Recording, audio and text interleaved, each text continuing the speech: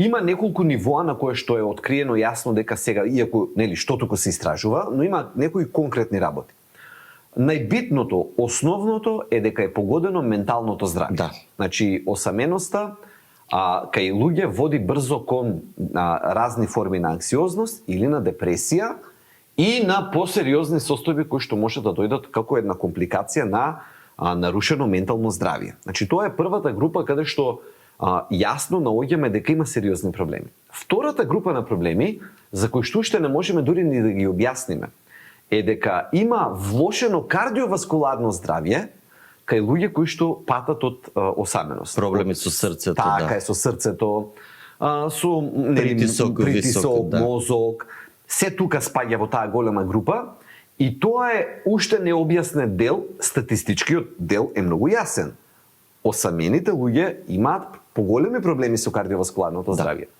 Третиот дел кој што можеби го објаснува вториот е тоа дека луѓето кои што имаат осаменост почнуваат да развиваат многу лоши навики со тек на време. Престануваат да се движат, губат интерес да се хранат здраво, и на низа други начини навиките не обрнуваат внимание на себе си, на себе си не обрнуваат внимание.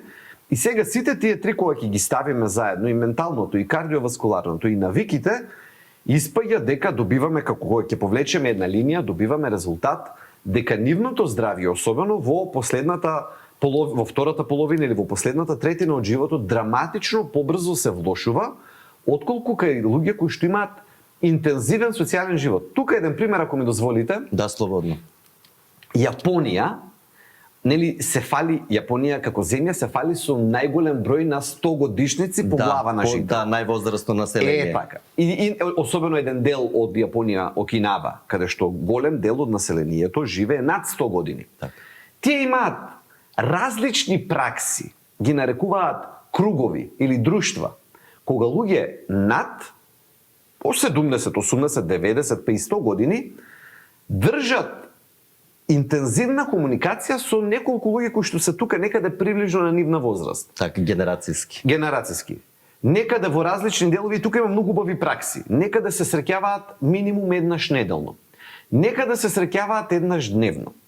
Па во паркови заедно, нели, гледаме репортажи од кино од Јапонија како пензионери во парк вежбаат заедно. Дали ќе биде во кина таичи или ќе бидат некои други вежби, јога или нешто. Ама гледаме како заедно група пензионери во паркот вежбаат нешто сосема доброволно, бесплатно. Меѓутоа сакам да речам и сега тие форми на интензивна комуникација и на дружење испаѓа дека се многу сериозни по однос на здравјето на тие луѓе. Так, значи, позитивно влијаат. Апсолутно, не е тоа само дека е една убава разонода, нели фино.